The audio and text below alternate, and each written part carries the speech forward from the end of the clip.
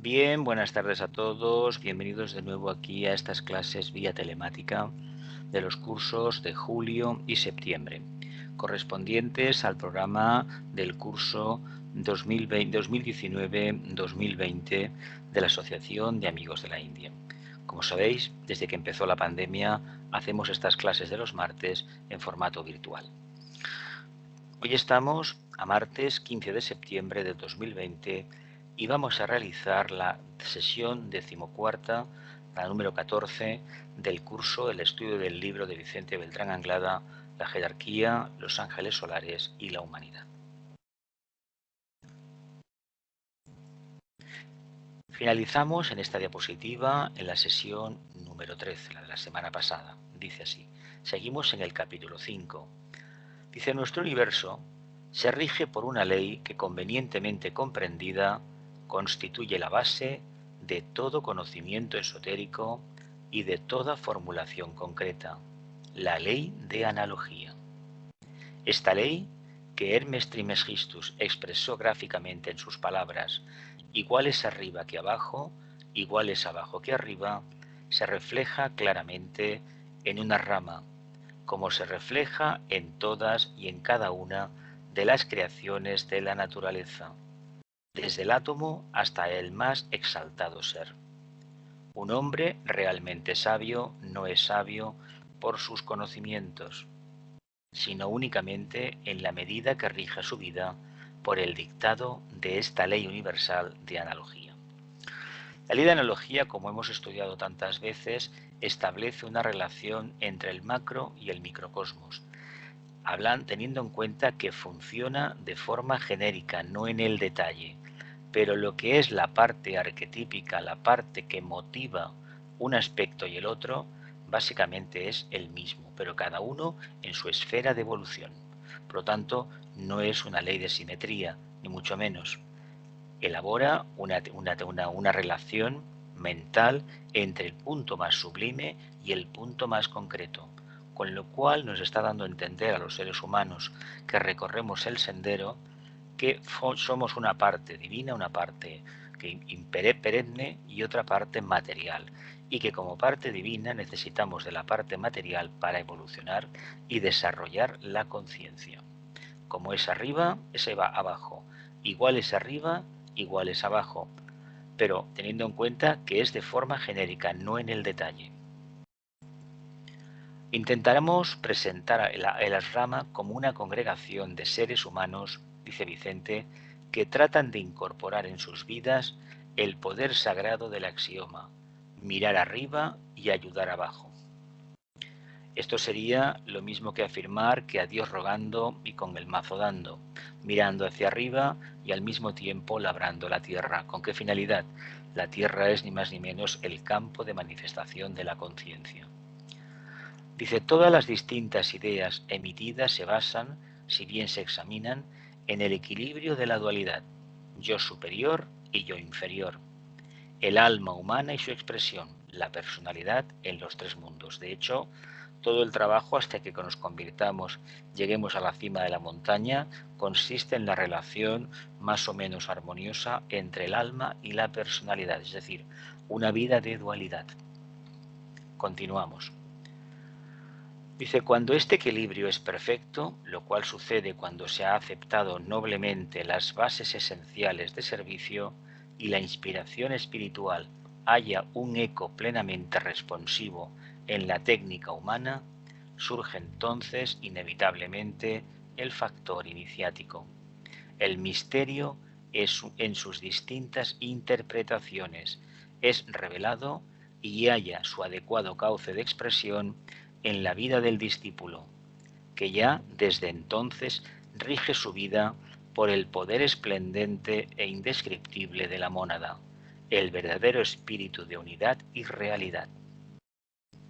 El misterio en sus distintas interpretaciones es revelado y halla su adecuado cauce de expresión en la vida del discípulo, que ya desde entonces rige su vida por el poder esplendente e indescriptible de la mónada, el verdadero espíritu de unidad y realidad, la chispa divina, ¿no? Dice, cuando este equilibrio, que hablábamos de la diapositiva anterior, entre alma y personalidad, es perfecto, lo cual sucede cuando se han aceptado noblemente las bases esenciales del servicio, es decir, la capacidad de irradiar y la inspiración espiritual haya un eco plenamente responsivo en la técnica humana, surge entonces inevitablemente el factor iniciático. El misterio, en sus distintas interpretaciones, es revelado y halla su adecuado cauce de expresión en la vida del discípulo, que ya desde entonces rige su vida por el poder esplendente e indescriptible de la mónada, el verdadero espíritu de unidad y realidad. Continuamos. Dice, la rama al que tenemos el honor de pertenecer tiene 12 componentes y al revelar algunos de sus detalles contamos con la aprobación anticipada del maestro. Va a hacer una descripción general de cada uno de los miembros de la rama, incluso va a hablar de él también. Esto no quiere decir que sean solamente 12 los discípulos del segundo rayo que reciben entrenamiento espiritual superior en la actualidad. Nos referimos siempre a nuestra rama y no a otras ramas del segundo rayo existentes en otros lugares en el tiempo, dentro del aura espiritual del planeta. Bien, hay que decir que si solamente existiera uno, habría que decir que las pruebas de acceso serían muy difíciles de asumir. Por lo tanto, sí que hay bastantes ramas de segundo rayo, no es que sean una legión, pero hay ramas de segundo rayo.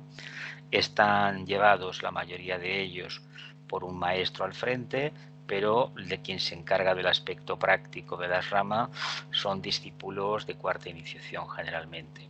Los maestros como tales, desde los años 20 del siglo pasado, están en la Cámara del Concilio de Shambhala, están con Sanat Kumara. Dice, nos referimos, dice Vicente, siempre a nuestro ashram y no a otros del segundo rayo existentes en otros lugares en el tiempo.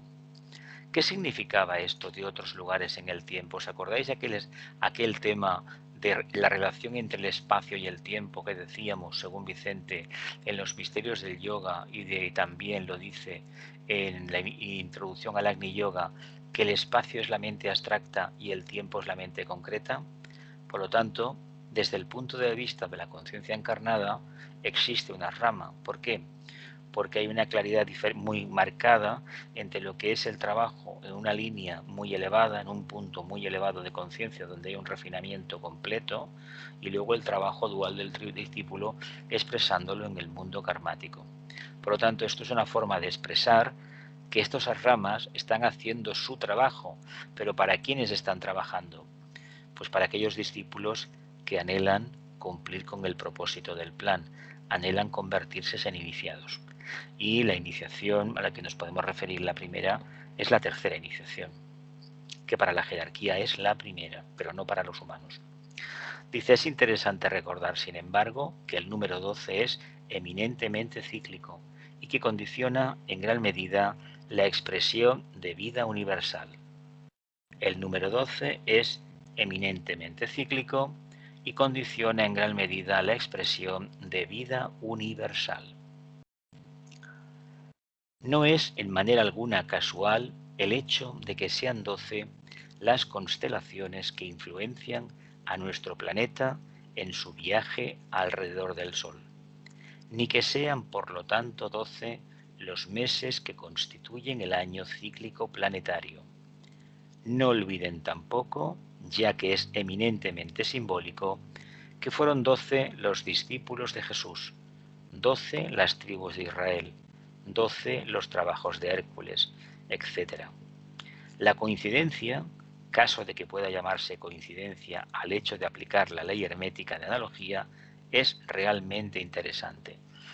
A nosotros la información que nos ha llegado es que existen 12, el número 12, básicamente por los pétalos del corazón. Es decir, el chakra coronario tiene una contraparte, el chakra cardíaco tiene 12 pétalos y su contraparte dentro del centro coronario, el Santa Santorum, donde se guarda la joya en el loto, tiene también 12 pétalos.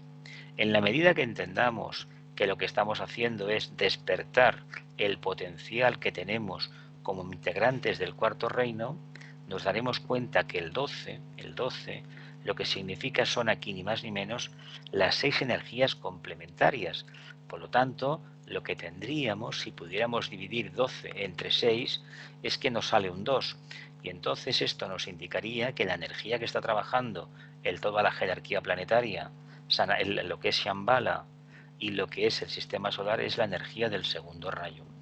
En astrología esotérica, el propio maestro tibetano dice que la astrología parte del supuesto de que, por ejemplo, el día 22 vamos a entrar en alineamiento con la constelación de Libra. Pero eso es desde el punto de vista de la Tierra, que no afecta al resto de planetas del sistema solar ni de otros sistemas solares, de otros universos, como se le llama. Por lo tanto, entendamos que es una forma simbólica de despertar el corazón. ¿Con qué finalidad? Con la finalidad clara y expresa de abandonar el reino humano porque uno ha entrado como miembro de pleno derecho en el quinto reino de las almas liberadas, es decir, en el reino de la jerarquía planetaria. Eso sabéis que va precedida esa prueba de la famosa crucifixión o alcanzar la etapa de aratado. ¿Verdad que sí? Lo hemos estudiado otras veces. Dicen en la rama, el maestro, igual que el Sol en el sistema planetario, ocupa siempre el centro de nuestra mística congregación. El maestro ocupa el centro de nuestra mística. Él utiliza la palabra mística para atraer al camino espiritual del Agni Yoga a todos aquellos que tienen una tendencia netamente devocional o mística o aspiracional. Pero en realidad este misticismo es una comunión, es decir, una conciencia plenamente comunitaria. ¿Qué quiere decir esta conciencia comunitaria? Es una conciencia causal. Acordémonos del simbolismo del cáliz y veamos que lo que hay en la rama es el contenido de este cáliz. De ahí que en las meditaciones insistamos tanto en la visualización clara del cáliz de oro, porque ese es el vínculo causal del grupo. Por lo tanto, el maestro como foco, como imán, como redentor de energías, como emisor de energías, está en el centro. Pero esto es simbólico. No pensemos que el maestro se va a sentar en el centro. A ver, pero de él depende todo. Y eso es muy importante que lo tengamos en cuenta. Dice, como dato verdaderamente curioso, aunque esotéricamente es de orden natural, reseñamos que cada uno de los miembros, componentes del grupo, ve siempre al maestro ante sí y que cada uno recibe de sus palabras lo más interesante, práctico y útil para su particular enseñanza y desenvolvimiento. Bueno, hay que decir humildemente que esto es así. Cada uno ve al maestro delante de sí como si le estuviera enseñando a él. Y en realidad no es así de manera alguna. El maestro está en su nivel de conciencia, los discípulos están entrelazados entre sí, hay una línea de energía que te atrapa, que está continuamente, antacaranas, que continuamente mantienen el contacto con el centro donde está el maestro, pero desde el punto de vista físico no lo podemos entender porque eso no es así. Cada uno puede estar en cualquier parte del mundo, pero como trabajamos desde el punto de vista causal, realmente no hay diferencia. Uno no percibe que esté en otro sitio. Además, un ejemplo muy claro lo tenemos con la tecnología que utilizamos para hacer estas clases. Cada uno está en diferentes partes de la geografía y sin embargo, no obstante, estamos aquí al mismo tiempo todos. Esto es una cosa que debemos reflexionar bastante. Como dato verdaderamente curioso, aunque esotéricamente de orden natural, reseñamos que cada uno de los miembros componentes del grupo ve siempre al maestro ante sí y que cada uno recibe de sus palabras lo más interesante, práctico y útil para su particular enseñanza y desenvolvimiento. Hay que pensar que no todos los miembros de la rama pueden tener el mismo nivel y pueden estar en la misma tesitura. ¿Por qué? Porque si lo hicieran no habría un contraste y no habría un estímulo, es decir, hay diferencias. Sí que habrá algunos que estén muy avanzados, incluso alguno en concreto o dos que formen parte, que estén en el corazón del maestro. Es decir, que haya un pleno contacto con él. Pero eso no es importante, lo importante es que los matices de todos hacen que la rama pueda vibrar al unísono, hablando en lenguaje sencillo. Como acaba el capítulo 5 y entramos en el 6, ahora tenemos una diapositiva para establecer, hacer preguntas. Bueno, pues todavía no llega, me he equivocado, perdón. Dice, en efecto, cada miembro de la rama se siente particularmente aludido, como si el maestro le hablara única y exclusivamente a él y en su propia lengua. Esto Vicente lo ha dicho varias veces, que él siempre, cuando recordaba la palabra del maestro, la recordaba en catalán, que es la lengua materna de Vicente. Cada uno de nosotros vamos a recibir el mensaje en la lengua que nos toca. En el caso mío es el castellano. Y tengo que decir, creo que es la primera vez que lo digo, y creo que me pase nada, que es un castellano muy florido. Parece como si fuera un poeta, un literato, la voz de una persona, de un hombre sumamente culto, y una voz melodiosa que la conoces de toda la vida y desgraciadamente, hay que decirlo así, casi nunca puedes recordar lo que te ha dicho, pero cuando estás allí te suena como a voz celestial, a música celestial, te suena como algo maravilloso. No es una impostación, es algo natural, parece que te arroba por completo, es decir, entras en un estado de quietud inmenso y dices, caramba, pero si lo que me estaba diciendo lo estaba viendo clarísimamente, pero se me ha borrado. Bueno, lo importante es que seamos conscientes de la experiencia, porque lo que él quiere transmitir con sus palabras es precisamente el estado de quietud, de beatitud que él tiene como miembro, como habitante del mundo búdico, por decirlo en lenguaje popular, tiene. Por lo tanto, lo que nos quiere transmitir es que es posible vivir en ese nivel tan elevado. Pero claro, ya sabéis cuál es el proceso iniciático, ¿no? Renunciar al mundo de la dualidad y sobre todo al mundo de la materia, pero no la materia per se, sino al apego que tenemos a la materia, que puede ser conocimiento, mundo emocional, posesiones materiales, bienestar físico, etcétera. Incluso la idea de manifestarnos como alma y de ser discípulos de un maestro es una idea netamente mental concreta, por lo tanto es material, por lo tanto es karmática, por lo tanto desde el punto de vista superior es nociva, pero claro, estamos aprendiendo, no olvidemos que estamos aprendiendo, por lo tanto la dicotomía entre la prueba y el error la debemos aceptar. Si queremos aprender algo, que sepamos de antemano que nos vamos a equivocar 1001 vez como mínimo. Acercarse al corazón del Maestro implica acercarse al gran misterio de unidad universal en donde el lenguaje o verbo creador es una prolongación viva del propósito y un agente de liberación de la necesidad kármica. Acercarse al corazón del Maestro implica acercarse al gran misterio de unidad universal en donde el lenguaje o verbo creador es una prolongación viva del propósito y un agente de liberación de la necesidad kármica. Bien, en lenguaje popular. ¿Os acordáis de aquel aforismo atribuido al maestro que él le decía, no soy digno de que entres en mi casa, pero una palabra tuya bastará para sanarme, ¿no? ¿Os acordáis de aquello?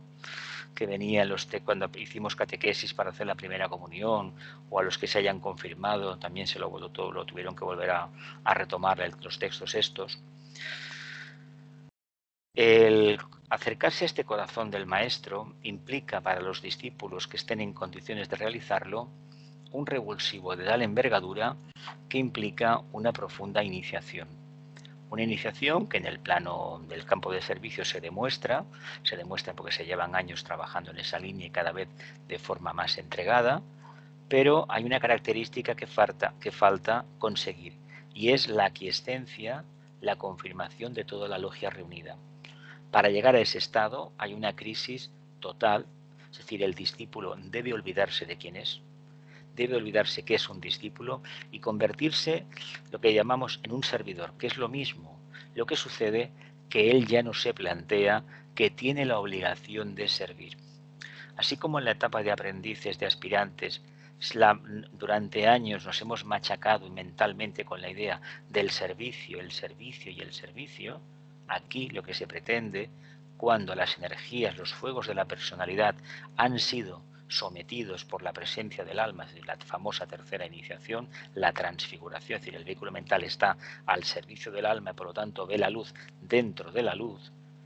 Cuando esto acontece, evidentemente el famoso nombre de pila que cada uno teníamos desaparece. ¿Qué quiere decir esto? pues que uno ya no es ni el Jesús, ni el Antonio, ni la María, ni la Maite. Esos desaparecen. ¿Y qué sale? El verdadero yo superior. Y con esta energía, con este estado de conciencia, es con lo cual el maestro puede interactuar. Por lo tanto, si se anhela tanto formar parte o acercarse al corazón del maestro, hay que reconocer que el fuego que el maestro atesora dentro de su corazón, que es una maravilla, tiene la grandísima potestad de quitarte todos los problemas. Es decir, impedimentos, dificultades, pequeños matices que no se aclaraban. Pero vas a ser tú el que vas a hacer lo posible por mantener la vibración que has recibido acercándote al corazón del maestro. Cuando hablábamos del misterio de las Rama y del grupo del maestro, dijimos que las Rama son estos 12, el Santa Santorum del grupo. Imaginaos que entre el número 1, que es el maestro, y el último, que ha entrado en el grupo, hay 500 o 1000, porque pueden ser números grandísimos, cantidades inmensas de aspirantes que quieren acercarse. El maestro los conoce absolutamente a todos, porque su conciencia, que es amor puro, aparte de su línea de rayo, esto es muy importante, aparte de la línea de rayo es amor puro. Por lo tanto, los incorpora a todos. Lo que sucede que aquellos que por evolución están más avanzados tienen el privilegio o la potestad de estar alrededor suyo, haciendo su trabajo cada uno en el plano físico de la forma mejor posible, es decir, de forma anónima. Esto es muy importante. Son muy pocos discípulos los que realmente tienen permiso. La línea del segundo rayo tiene esa característica, que se puede hablar. Él fue un claro ejemplo de que podía hablar, pero por ejemplo, discípulos de quinto rayo, de tercero, de primero, o de cuarto, o de sexto o séptimo, no tienen tanto esa potestad porque, bueno, no es el trabajo. Sin embargo, hay que hacer una cosa, lo que hacemos siempre en el trabajo de las lunas nuevas. Hay que buscar siempre a los miembros del nuevo grupo de servidores del mundo, es decir, a los discípulos encarnados, que los hay y a montones, y fortalecer sus manos. ¿Qué significaría esto? Estamos a 2 días de la luna nueva de Virgo. Pues significa ni más ni menos que veamos clarísimamente que en diferentes aspectos, áreas de la enseñanza, del mundo de las comunicaciones, de la ciencia, de la política, de la ecología, del pensamiento abstracto, de la literatura, hay personas, hombres y mujeres encarnados, que son discípulos. Lo que sucede que a algunos, muchos de ellos, no se les permite recordarlo. Otros lo saben. Lo que sucede es que no lo van a explicar. Prolongación viva del propósito y un agente de liberación de la necesidad kármica. Muy bien. El gran misterio de unidad universal. Muy bien. Dice, a muchos les parecerán extrañas ciertas definiciones en lo que respecta a nuestra rama, pero, dice Vicente, es necesario tener en cuenta que en el lugar en el tiempo ocupado por el mismo han sido rebasadas las 3 dimensiones del mundo físico corriente y que muchas de mis explicaciones carecerán de un orden racional. Lo que está hablando desde el punto de vista de la mente concreta aposentada en el plano físico, evidentemente es una cosa muy abstracta y la podrían catalogar muchas personas, y no se equivocan desde su punto de vista, como algo estrafalario, quijotesco, idealista, y de una meta muy incierta, muy difícil de alcanzar. Y es curioso, es difícil de alcanzar, perdón.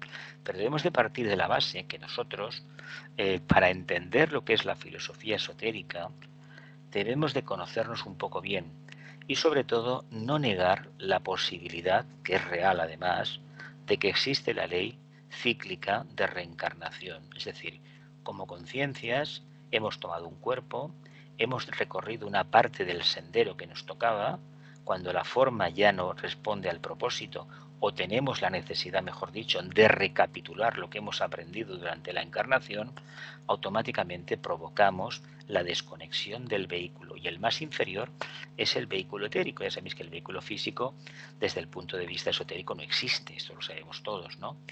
Pero el etérico sí que existe y es la parte más densificada.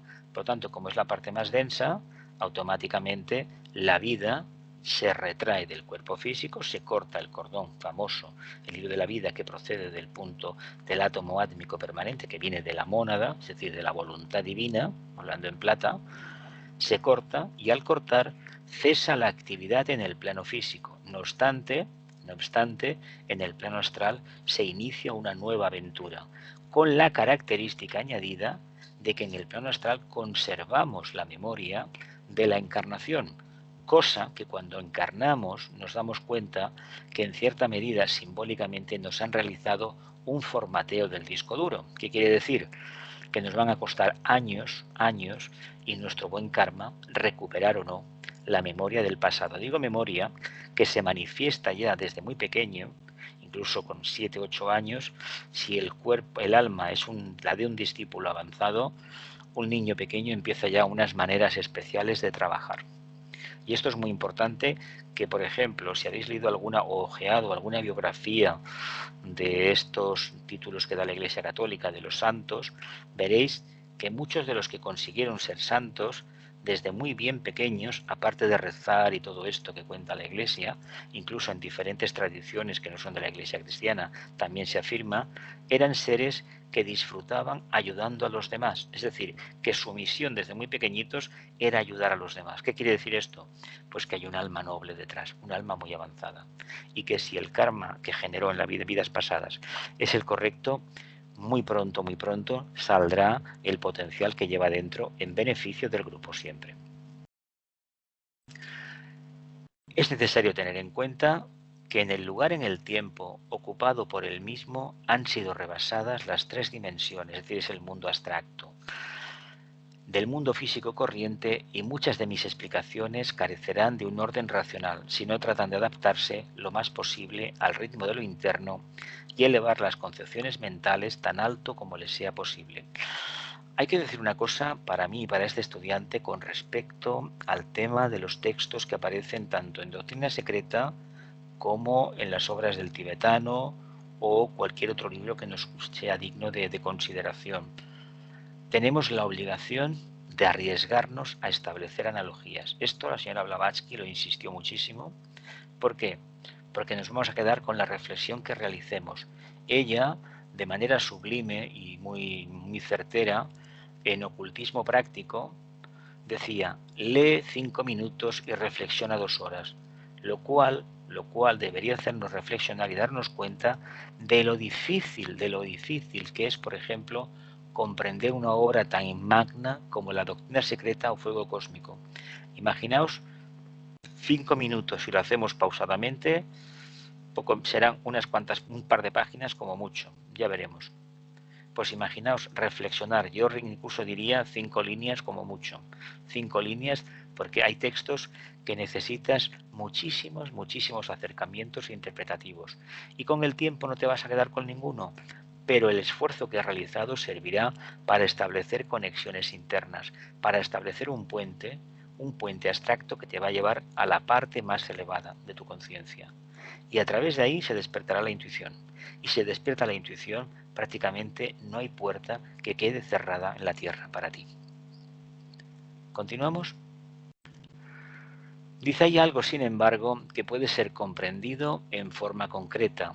Se refiere al hecho de que las ramas y el proceso posterior iniciático existen para satisfacer ciertas necesidades específicas de aceleración de la evolución planetaria.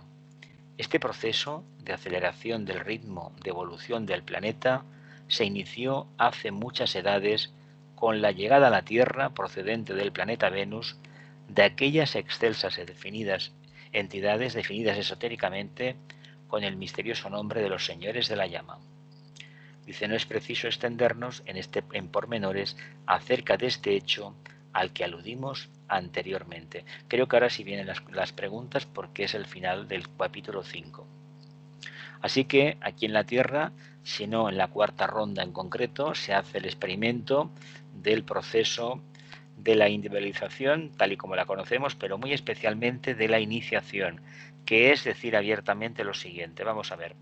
Para llegar a la cima de la montaña son precisas tantos miles de encarnaciones, pero si tú coges el camino del esfuerzo y de la voluntad aplicada y el uso del intelecto y buscas lo más sublime, no para ti sino para el grupo, ese camino se va a cortar, van a ser menos vidas.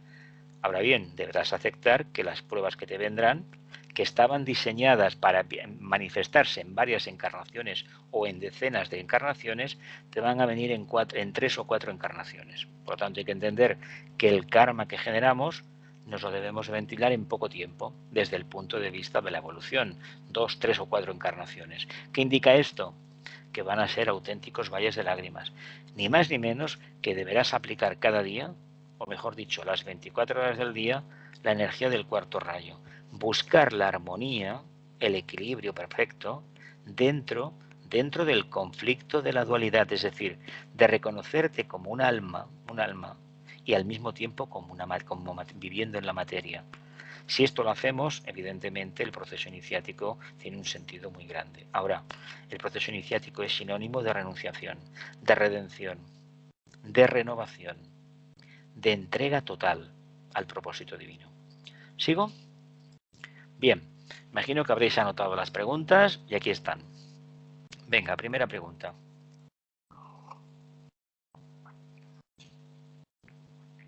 No tengo que deciros que lo hagáis las preguntas, adelante. Esto último que has dicho, Jesús, sí, sobre el karma, se refiere a eso que decía anteriormente, el agente liberador de la necesidad kármica, que es el maestro que hace acelerar el karma. Acelera el karma. Del maestro. Claro, es el que abre el grifo, por decirlo. Es que, a ver, ahí hay una cosa, entonces, claro, su verbo, ¿qué poder tiene la palabra del maestro?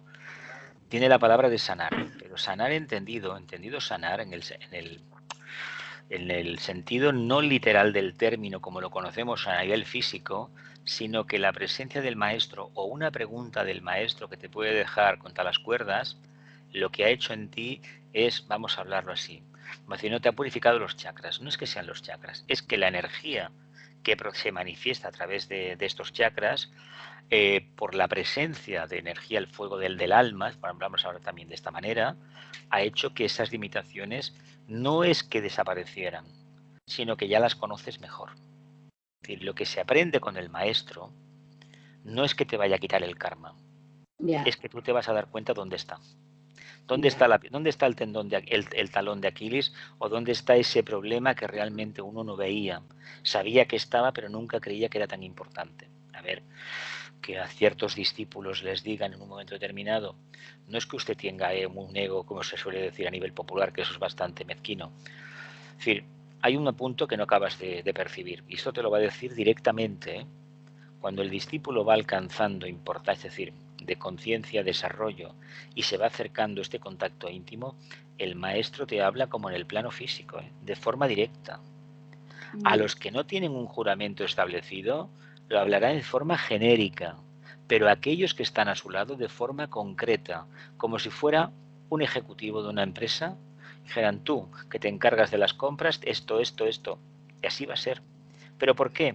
Porque sabe perfectamente, no está quebrantando ningún karma, sino que el propio interesado le pidió en su momento, indícame dónde está la luz. Tú me puedes decir, mira, ahí está el camino, ahí empieza el camino que sube a la cima de la montaña, empieza a andar. Cuando tú vayas a llegar, yo te espero arriba. Él está, pero el camino lo recorres tú. Esto es muy importante que lo recordemos. El camino lo recorre uno. Uno se enfrenta a las pruebas, pero la presencia del maestro lo que hace que su luz, en esto hablamos en términos más mentales, la luz suya hace ver perfectamente dónde están mis limitaciones. Y bienvenido el día que apareció el maestro, por ejemplo. ¿Alguien más? ¿Más preguntas? Gloria. Sí, mira, antes has dicho que el sabio es sabio porque rige su vida por la ley de analogía. Claro. Quiere decir que todo lo compara con, o sea, la analogía está en todas partes, o sea, estás todo el tiempo comparando el macro y el micro, por ejemplo. Exacto. Mira, entonces, una persona... Por ejemplo, sí. No, cuenta, sigue. No, que por ejemplo la naturaleza sería un libro de analogía, ¿no? Un libro Claro, es de que analogía. lo es. Claro, por eso el filósofo Rousseau escribió el Emilio, el tratado de educación, en contacto con la naturaleza. Ajá. A ver, tú te orientas en la naturaleza y ya tienes una referencia. ¿Por qué hubo un culto solar que adoraban al sol? En los pitagóricos adoraban al sol. ¿Por qué? Porque de él procede todo. Mirad, si tuviéramos este sentido de analogía despierto, veríamos que lo que está pasando en el mundo actualmente, le llamamos pandemia o le llamamos plandemia o como se le quiera llamar, decimos, nos está haciendo mal. No nos está haciendo ningún mal, es una bendición divina. Lo que está demostrando esta situación a nivel mundial es que tenemos miedo. Y como tenemos miedo, cometemos errores. Tenemos falsas seguridades. Hemos sido adoradores del becerro de oro. Es decir, el mito de Tauro, sabéis que es el becerro de oro. No es que lo pusiera en el Antiguo Testamento ni en la película Los 10 Mandamientos.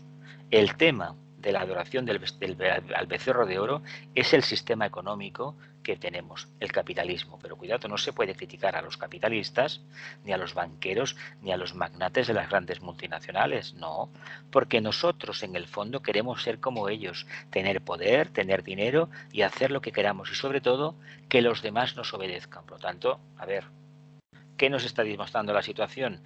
Que somos hipervulnerables, que nos habíamos creído que por tener una pensión, un poquito de salud, un dinerito en el banco, que lo hemos ahorrado, un cochecito, unas vacaciones, resulta que la felicidad dependía de eso. Pues mira, esa felicidad va a desaparecer, pero vamos, de raíz. ¿Por qué? Bueno, porque vendrán cambios y los cambios ya están viniendo. Está muriendo gente, pero esto va para largo. Esto es una decisión de Shambhala y sabiamente aplicada por el Manú. Luego, en el plano físico, ya sabéis que cada uno barre para su casa y como los medios de comunicación y de hecho la conciencia física está en manos de las fuerzas de la oscuridad, hay un porcentaje mínimo que está en manos de las fuerzas de la luz, estamos padeciendo. No es normal, si fuéramos un poco inteligentes, que todas las cadenas de televisión te estén hablando, las que tienen servicios informativos, vamos, de los que van muriendo, de los que van muriendo, los que se contaminan, y sobre todo mezclándolo con imágenes de gente maltratada en un geriátrico, en un asilo, y niños desprevenidos o animales. Últimamente son los animales. Claro, ¿qué quieren hacer con esto? Manipularnos. Mientras seamos víctimas de la adoración del becerro de oro, es decir, del mundo del deseo, del apego, como Buda nos dijo hace miles de años, incluso teniendo apego, si tuviéramos amor, ya estaríamos en condiciones de desapegarnos, pero no tenemos amor, tenemos muchísimo egoísmo. Y eso que la humanidad es ahora mejor que hace 10 años o 20. ¿Por qué? Porque tenemos más elementos de juicio. No olvidemos que las guerras mundiales, entre ellas la española y las posguerras, que fueron terribles en España en concreto, la generación que lo ha vivido, que lo vivió y lo padeció, se está yendo. Y mira por dónde este sistema, esta pandemia, se los está quitando. Reflexionemos un poco porque en todo el mundo se está muriendo gente pensionista, la mayoría son pensionistas. Bueno, que cada uno calcule que en el mundo occidental hay sistemas públicos de pensiones, incluso pensiones privadas, que una vez el interesado fallece, adiós muy buenas, ¿eh? Lo vemos. ¿Alguna pregunta más? Sí, Milagro, dime, Encarna, dime. Se me oye, es que no estaba muy segura. Sí. Bueno, mi pregunta es una... Me ha surgido ahora mientras oí hablar y me preguntaba, ahora que se está hablando mucho del despertar de la conciencia, sí, ¿vale? Ahora a ver si sé enlazar bien la pregunta, porque es un poquito compleja. El despertar de la conciencia, entonces, ¿cómo va? Es decir, ¿cómo queda esta parte de la rama del maestro? Es decir, el maestro es ahora el que se comunica con nosotros, el que nos va guiando. ¿Qué va a suceder cuando haya, que es lo que se está hablando, y que parece ser que va a ser esa línea, o vete a saber, cuando se produzca un despertar de la conciencia? Yo no sé si he logrado...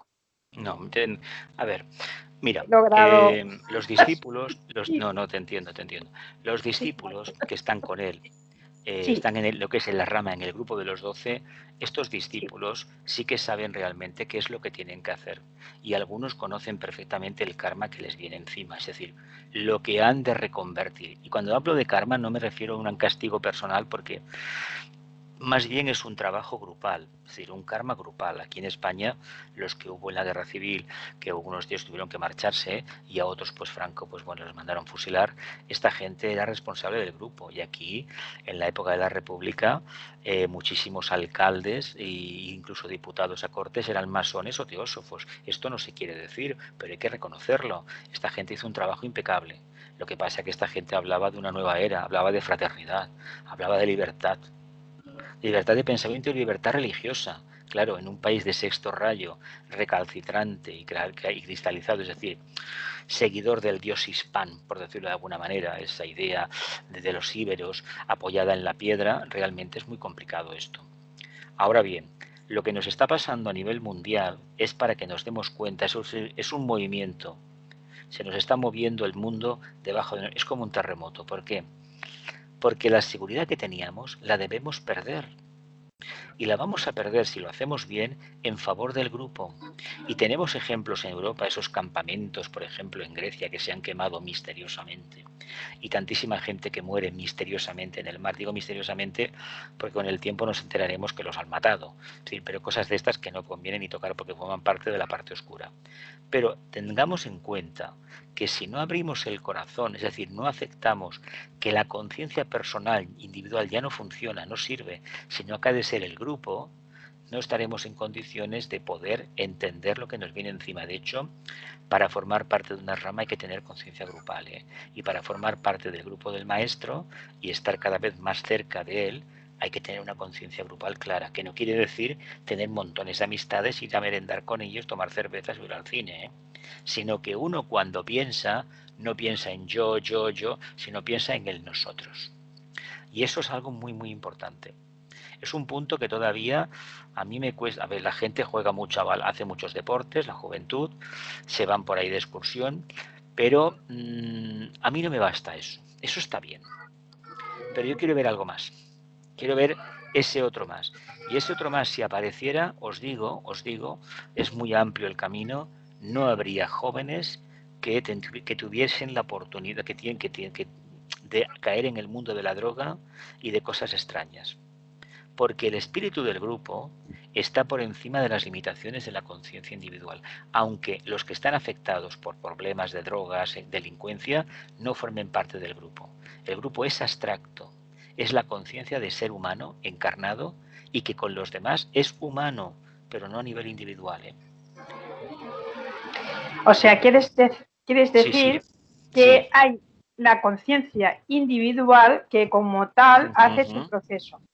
Pero que para que si haya ese despertar o haya esa plenitud, tiene que integrarse, tiene que integrarse en lo que es la conciencia grupal, que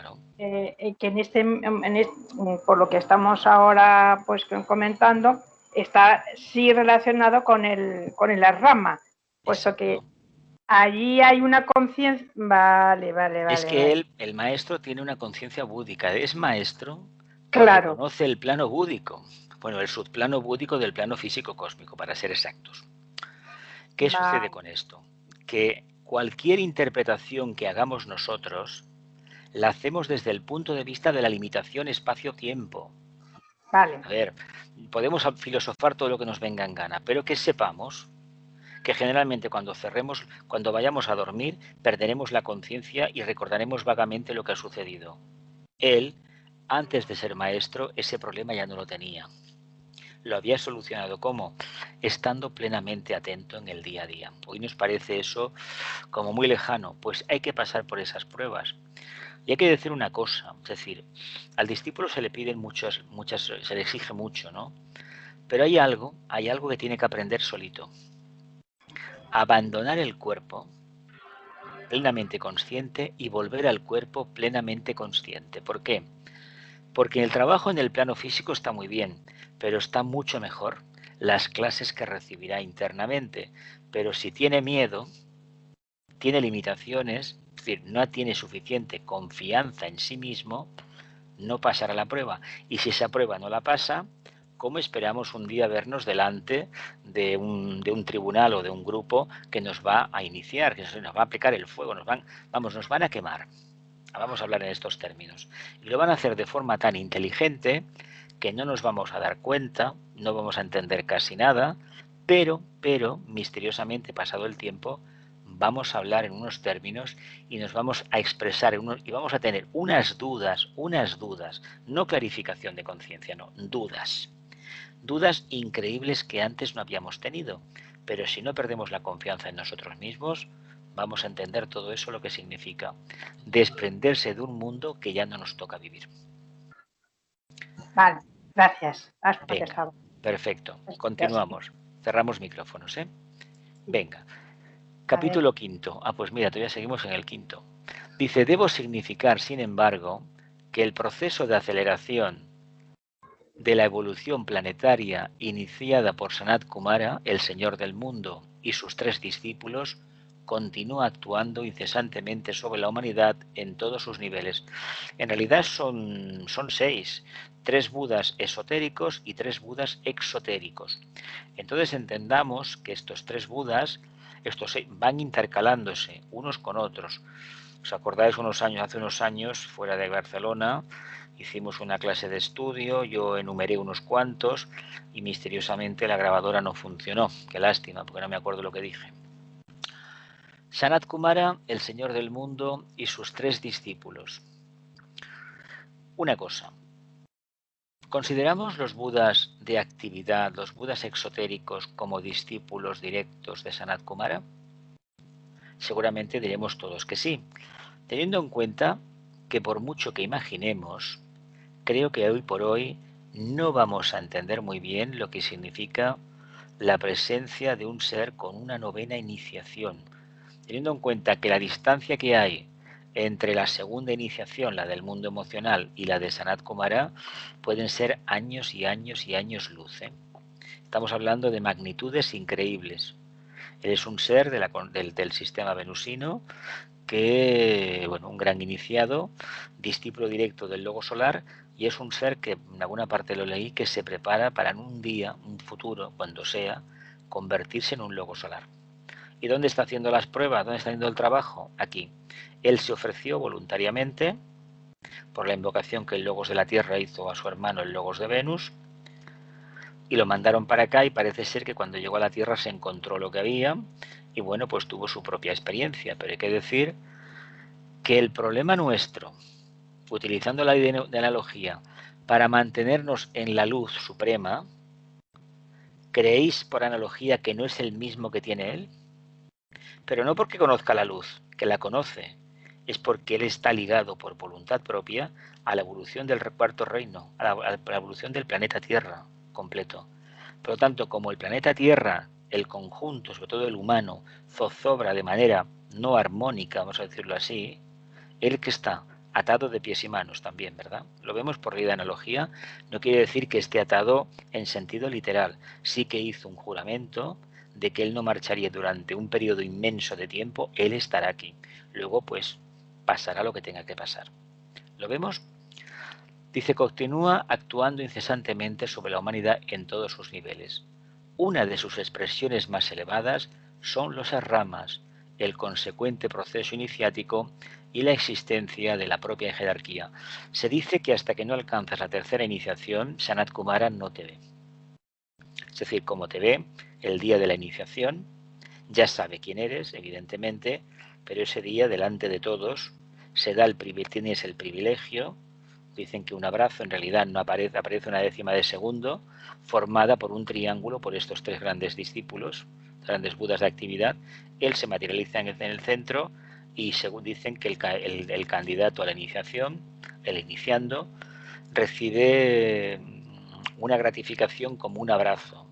Es ni más ni menos que una ligazón, es decir, como si te pusieran un anillo.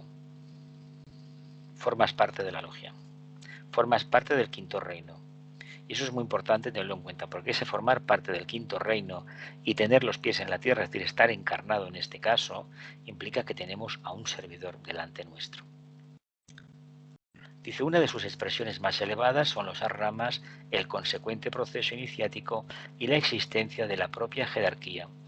De hecho, la jerarquía planetaria, como la entendemos con sus 3 jefes, el Manu, el Mahachohan y el Bodhisattva y el Mahachohan, en realidad eso es rama, ¿eh? como el logo solar tiene una rama donde están los señores, los logos de todo el sistema solar. De los sagrados están en una cámara y los que no son sagrados están en otra. ¿Qué pasa? Que la única humanidad que hay, es decir, la parte más densa de evolución, ¿dónde está? En la Tierra. Por lo tanto, la evolución del sistema solar, ¿de qué depende? Pues ni más ni menos que del buen hacer de la vida en el planeta Tierra. Fijaos lo importantes que somos para nuestros hermanos, para nuestros padres, en este caso el logo solar y los logos de los diferentes esquemas planetarios del sistema solar. Tiene los ojos puestos en nosotros. ¿Por qué? Bueno, pues porque hemos tenido varias crisis importantes a lo largo de nuestra evolución. ¿Continúo? Dice, actúa también incesantemente sobre el reino débico, esta evolución que desde los mundos ocultos condiciona la vida de la naturaleza en todos sus aspectos expresivos. Esto se lo debemos a la presencia de Sanat Kumara. Es que con él vino todo. Vino todo lo que tenía que revertir el culto lunar, es decir, la tradición lunar, el poder, la fuerza, las energías karmáticas de los pites lunares, y se aportó un tono, una nota vibratoria evolutiva solar. Es decir, sabéis que hasta que no llega la cuarta ronda, hasta que no llega el momento de la tercera raza raíz, en un momento clave, en ese momento aparecen precisamente estos señores de la llama, se produce el momento de la individualización, los ángeles solares, y se pasa de lo que es el reino animal al reino humano. Se acaba sembrando la semilla de la mente en aquellos especímenes que estaban más avanzados. Fijaos el proceso que se ha llevado a cabo, sobre todo válido para todos aquellos que se hayan individualizado en la cadena terrestre. Los que proceden de la cadena lunar, de los últimos tiempos de la cadena lunar, encarnaron en el periodo Atlante, en la quinta subraza. ¿Continúo? Se trata de un reino desconocido para la inmensa mayoría de la humanidad, pero por su estrecha vinculación con el reino humano, constituye un campo necesario de investigación para el discípulo espiritual en entrenamiento espiritual avanzado, con el que debe tomar contacto consciente antes de recibir la iniciación. Lo que os comentaba, por los datos que hay en el planeta Tierra, de las diferentes capas geológicas, y por el estudio de la paleontología, sabemos que hace cientos de millones de años había unos seres que tenían 20 metros, 30, es decir, seres inmensos, unos árboles inmensos, y todo era a lo grande, ¿no? Hay que decir que eso fue posible porque esos seres que estaban detrás, las almas grupales, estaban regidas por arcángeles que vinieron de la cadena lunar. Entonces, al no tener mente, la ley de economía no la conocían como la conocemos actualmente. ¿Qué pasa?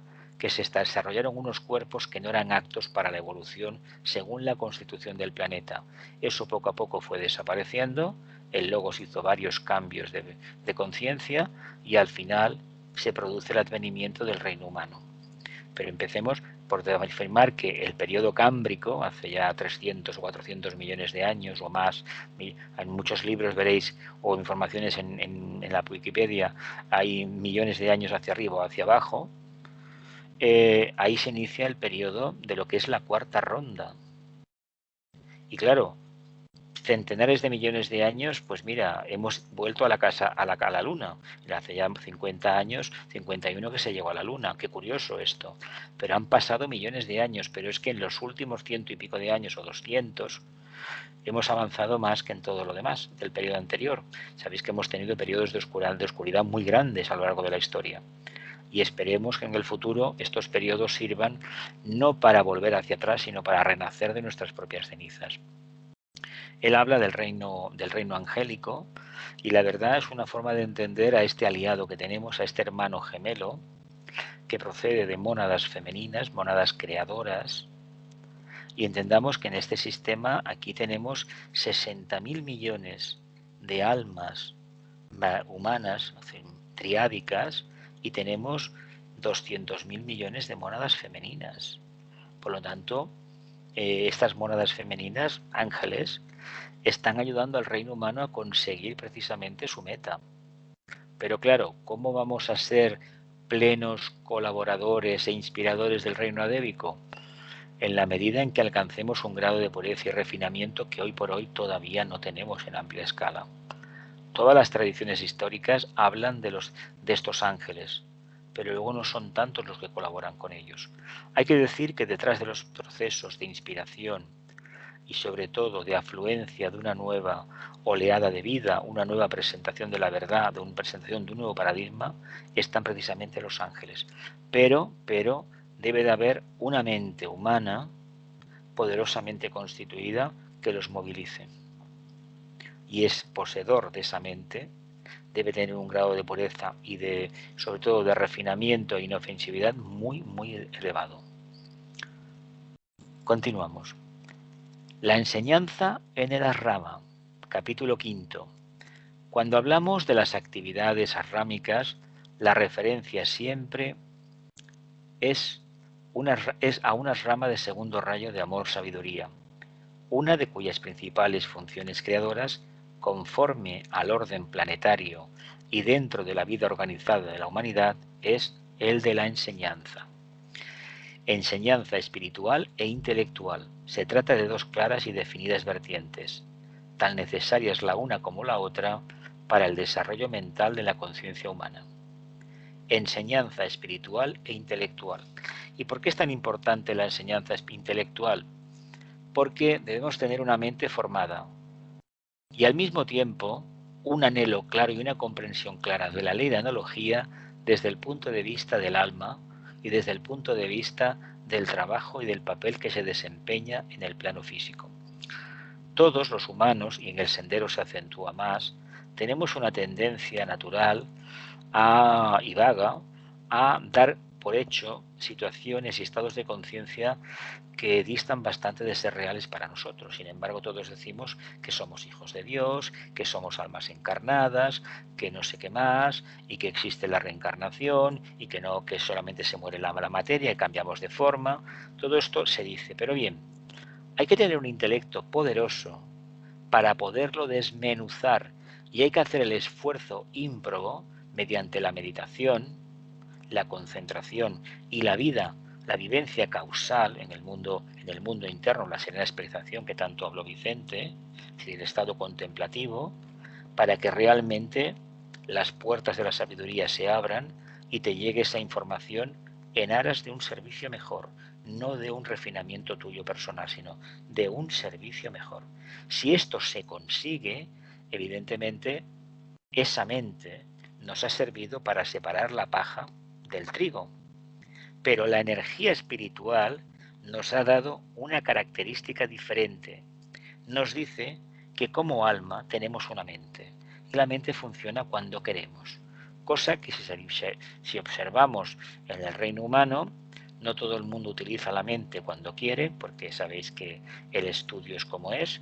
La gente accede al estudio, por los que son todavía muy atlantes, les cuesta mucho construir el vehículo mental, y esto cada vez estamos viendo más porque hay un revival de energía atlante, de muchas almas que han encarnado en los últimos tiempos que son netamente atlantes, y por lo tanto el fracaso en la escuela lo tienen, no acaban de entenderlo. ¿Por qué? Porque son almas que todavía seguramente no les tocaba venir, pero como hay un uso de la energía sacra de una manera bastante intensa, es decir, desproporcionada, pues acaban atrayendo almas que a lo mejor no era su momento. Por lo tanto, tenemos ciertas limitaciones. Aún así, hay que seguir por el camino de la enseñanza en todo el mundo. Es una de las, junto con la sanidad, una de las conquistas más grandes de la humanidad, la enseñanza, porque va a ser el único camino, enseñanza organizada, mental, intelectual, y la enseñanza espiritual van a ser el camino para que nos liberen precisamente de la esclavitud de tener un cuerpo físico, es decir, de sentirnos un rebaño.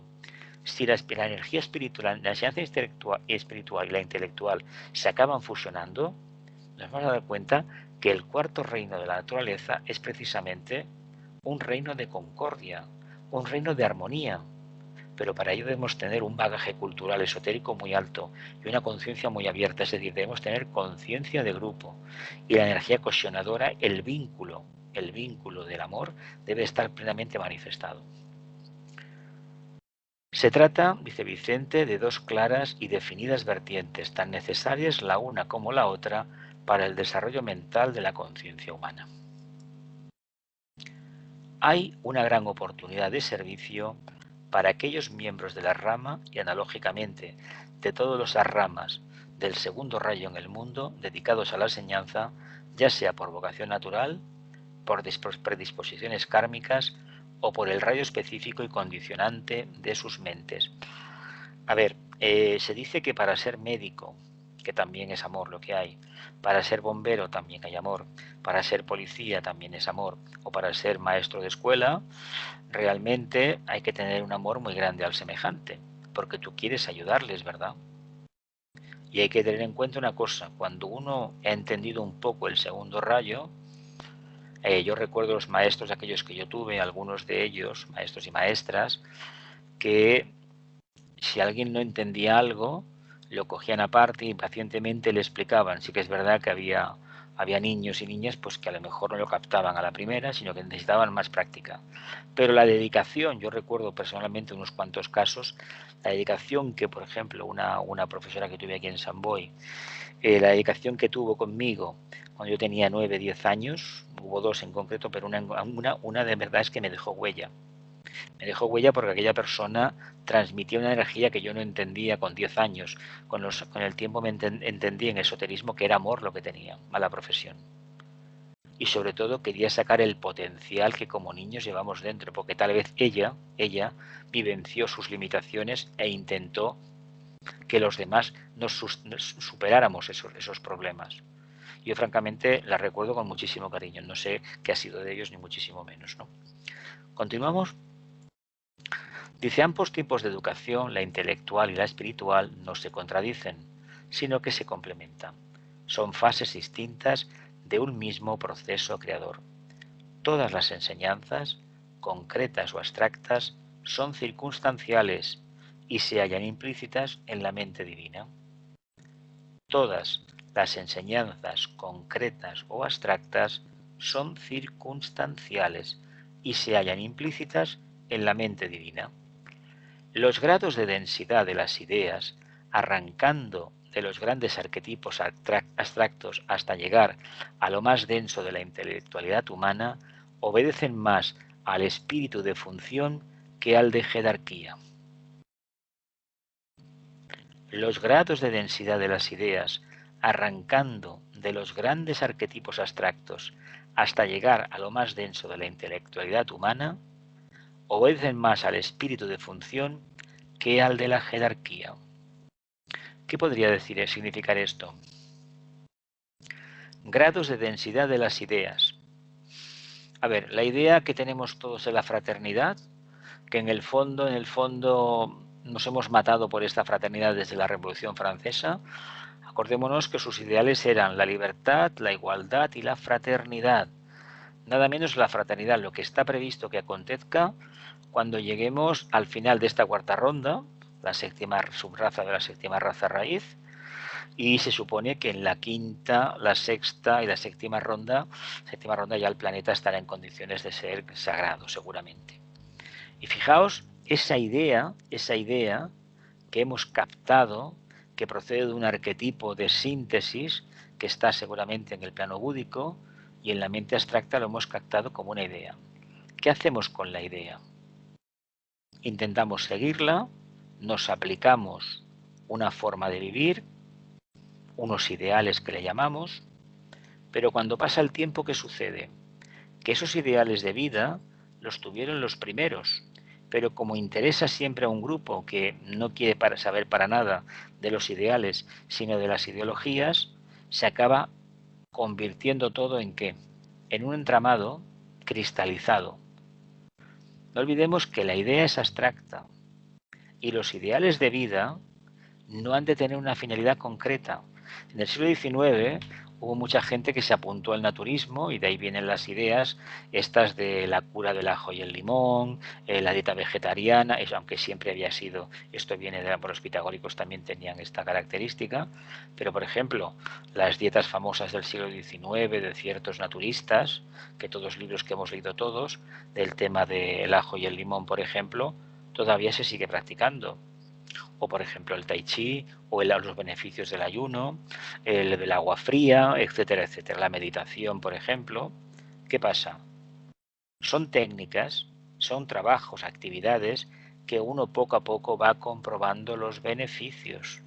Pero obligar a la gente a que sea vegetariana o a que consuma el ajo y el limón por decreto ley, hay un pase, ¿no? Pues bien, lo que hemos conseguido en estos tiempos es cosas que proceden precisamente de un ambiente tradicional. A veces hemos querido, porque era más bien para la humanidad, no sabemos con qué función, con qué finalidad, las hemos intentado imponer. Cada vez que imponemos algo, estamos quebrantando. Y la verdad, hemos cometido errores muy grandes. Y el mayor ha sido, por ejemplo, en el campo de la espiritualidad, el tema de las religiones organizadas, que las hemos convertido en sectarias, en ideologías. Porque la religión con mayúscula es amor, pero las religiones sectarias es sexto rayo. Sexto rayo bastante denso. A ver, no puede ser que se pongan a discutir, y lo han hecho infinidad de veces los teólogos, que mi Dios no sé qué y tu Dios lo otro. A ver, esto no tiene razón de ser. Sin embargo, es la conciencia de la humanidad. Los grados de densidad de las ideas, arrancando de los grandes arquetipos abstractos hasta llegar a lo más denso de la intelectualidad humana, obedecen más al espíritu de función que al de la jerarquía. La jerarquía no tiene en este sentido. ¿Y función por qué? ¿Qué función es esta? ¿Tenemos un poco de idea? ¿Qué espíritu de función puede ser este?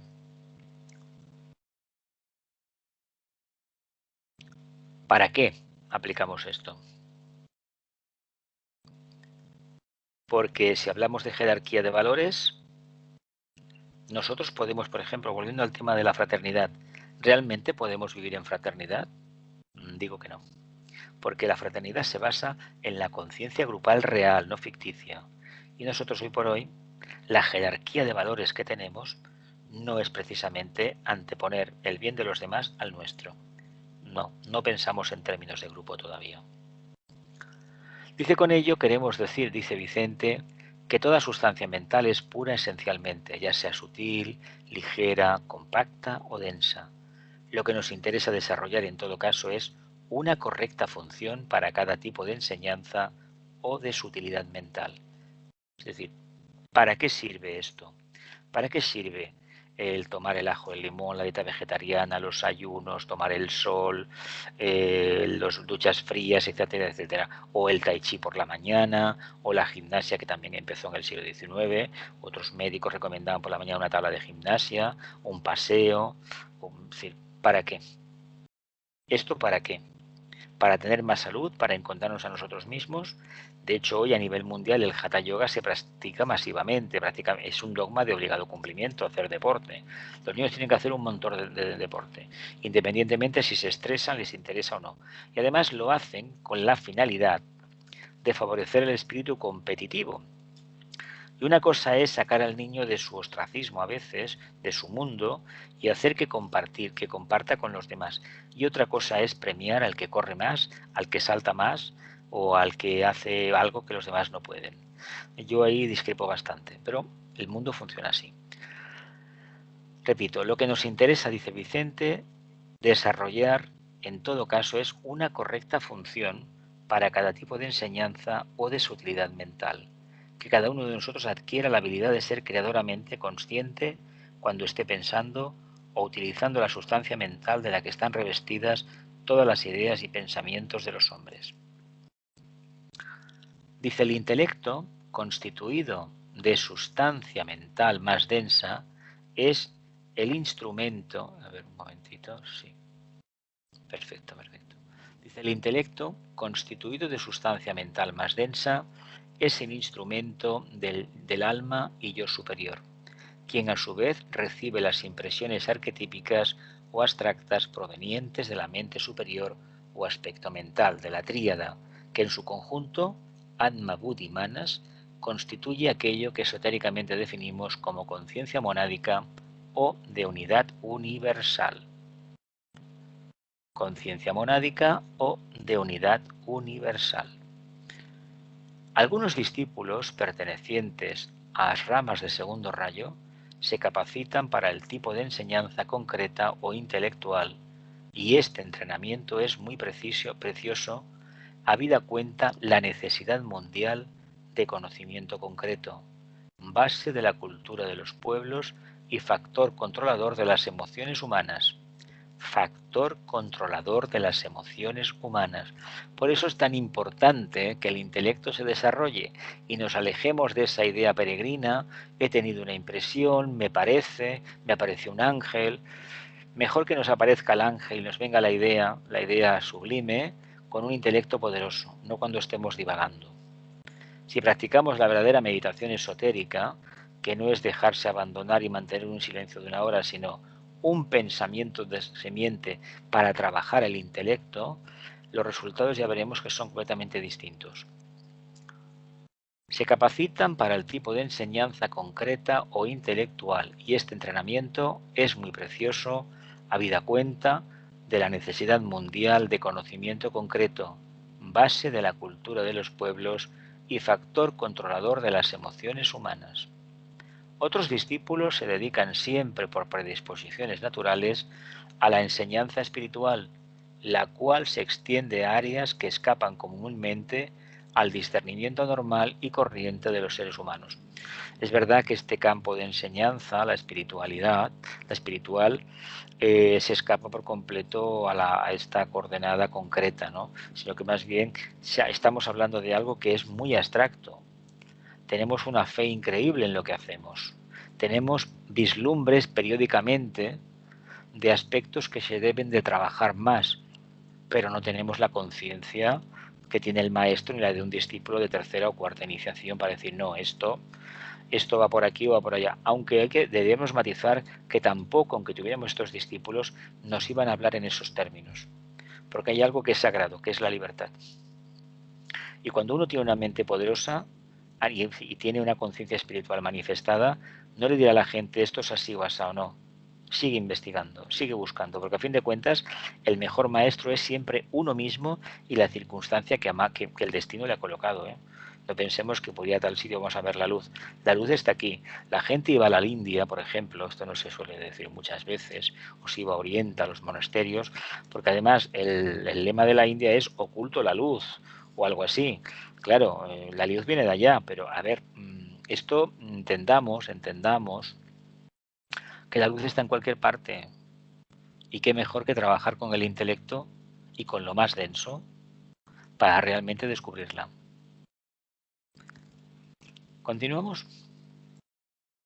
Se precisa, una alta capacitación técnica de meditación y un gran propósito de vida espiritual para poder rasgar la nube de conocimientos superiores o abstractos y penetrar en la zona mental intuitiva dentro de la cual se agitan los arquetipos divinos que rigen el destino de la raza de los hombres. O sea que ya nos está diciendo que esto es un trabajo muy, muy, muy duro, de muchísima perseverancia, de muchísimo tiempo por delante y sobre todo de una capacidad de abstracción a través de la meditación muy, muy profunda. Pues bien, cuando esto sucede y cuando esto acontece, se acaban revelando perlas maravillosas para la humanidad. La nube de conocimientos superiores o abstractos y penetrar en la zona mental intuitiva. Bueno, ya sabéis que no podremos llegar a la intuición antes de no tener un intelecto poderoso, sobre todo, iniciar un proceso de abandono de la mente concreta y encaminarnos al estudio, a la investigación vía meditación de los arquetipos, de las grandes ideas. De ahí la idea, valga la redundancia, del pensamiento simiente en la meditación esotérica. Dice, a esta zona mental de alta frecuencia espiritual o de tensión creadora solo puede llegar la personalidad humana cuando logra establecer contacto definido y consciente con su alma solar o yo divino. O sea que ya nos dice clarísimamente lo que tenemos por delante. Implica pues una elevada y enaltecida visión espiritual y una sostenida persistencia perdón, en el noble afán de la búsqueda. Estos contactos fugaces al principio, pero más frecuentes y continuados luego, implican una manipulación consciente de fuerzas y energías que el esoterismo define técnicamente. Bien, vamos a hacer reflexiones y paramos ya, ¿eh? Venga, una pregunta o dos y paramos. Rápido la pregunta. ¿No hay pregunta? ¿No? Pues venga. Hacemos un momento.